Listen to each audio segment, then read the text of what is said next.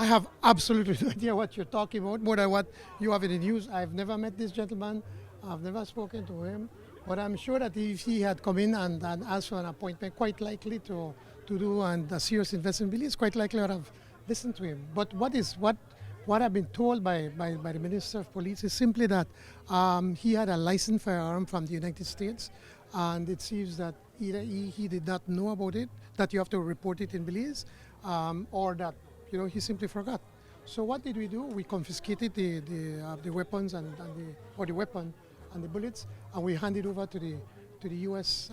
embassy, and then he was allowed to go home.